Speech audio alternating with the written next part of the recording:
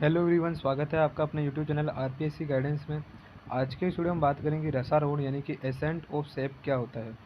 ठीक है, तो अगर आपको वीडियो पसंद आती है तो वीडियो को लाइक करके चैनल को सब्सक्राइब जरूर करना। तो बिना किसी देरी के वीडियो को शुरू करते हैं।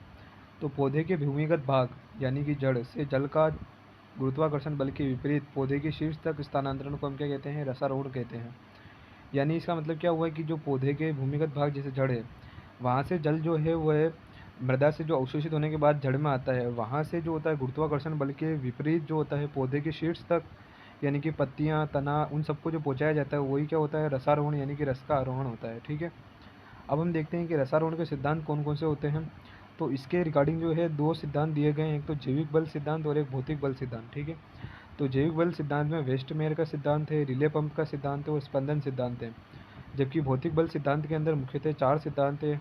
एक है मूल दाब का सिद्धांत, केशिकावाद सिद्धांत और वायुमंडलीय दाब सिद्धांत और संसर्जन तनाववाद सिद्धांत। ठीक है, तो इसमें से जो चौथा है संसर्जन तनाववाद सिद्धांत, ये मोस्ट इंपॉर्टेंट है, हर बार एग्जाम में पूछा जाता है, इसलिए आप इसको जो है अच्छे से तैयार करना।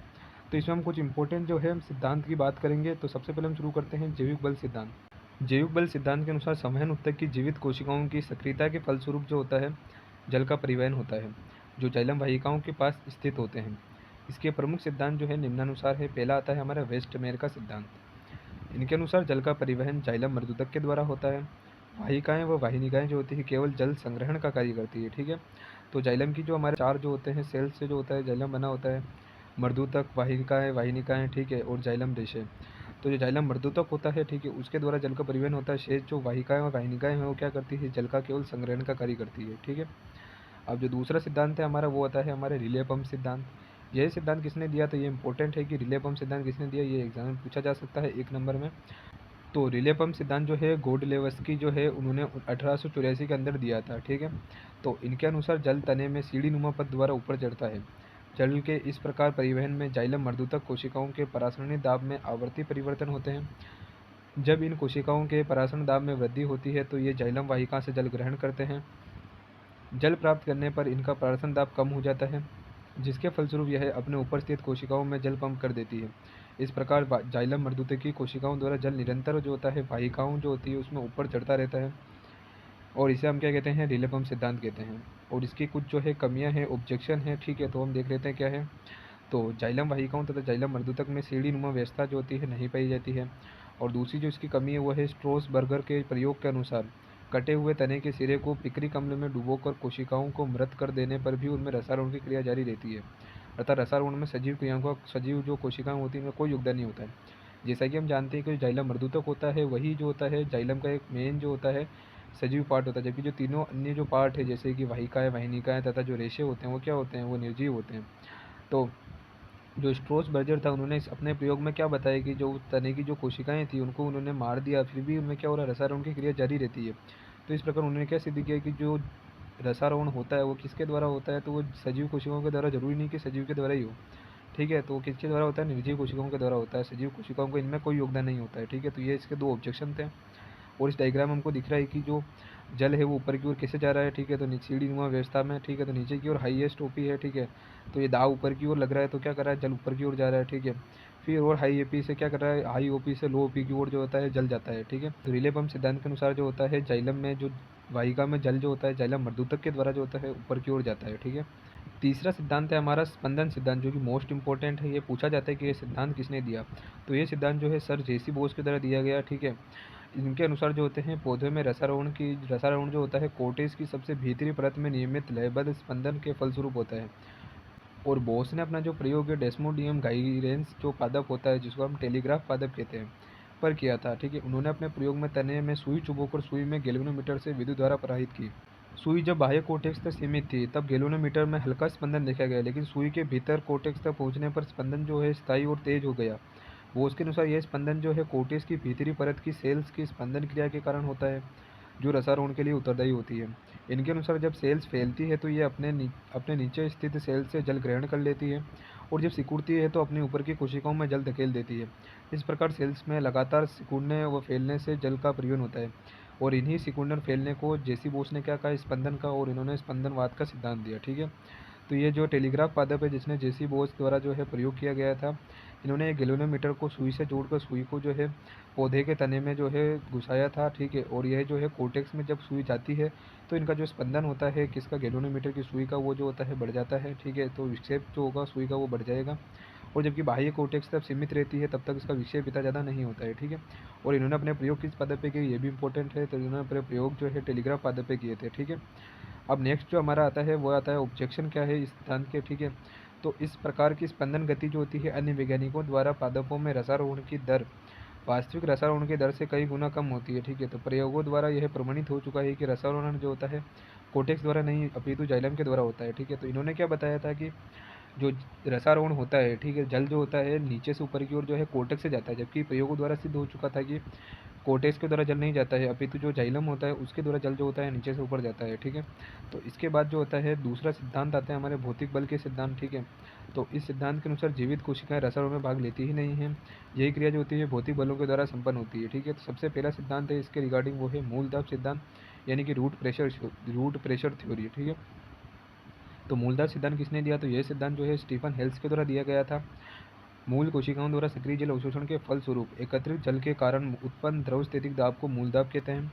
यह मूलदाब जल को ऊपर तने में धकेलने में सक्षम होता है। मूलदाब का अधिकतम मान जो होता है 2 एटमॉस्फेरिक प्रेशर, ठीक है, दाब वायुमंडलीय दाब पाया गया है, जो छोटे पौधों में रसारोहण के लिए उपयुक्त है, ठीक है, परंतु लंबे वृक्षों के लिए यह पर्याप्त नहीं माना गया, ठीक है। तो मूलदाब के सिद्धांत के अनुसार क्या होता है कि जल अवशोषण के फलस्वरूप जो एकत्रित जल के कारण क्या होता है द्रव स्थितिक दाब उत्पन्न होता है, जिसको हम क्या कहते हैं, मूलदाब कहते हैं। अब यही मूलदाब क्या करता है, जल को ऊपर तने में धकेलने में सक्षम होता है, ठीक है। लेकिन जो इसका मान है वो क्या होता है कि 2 एटीएम यानी कि 2 एटमॉस्फेरिक जो प्रेशर होता है यानी कि वायुमंडलीय दाब होता है पाया गया है, जो कि क्या होता है छोटे पौधों के लिए तो सही है, लेकिन जो बड़े पौधे होते हैं इतने कम दाब में जो होता है उनमें रसारोहण संभव नहीं हो पाता है, ठीक है।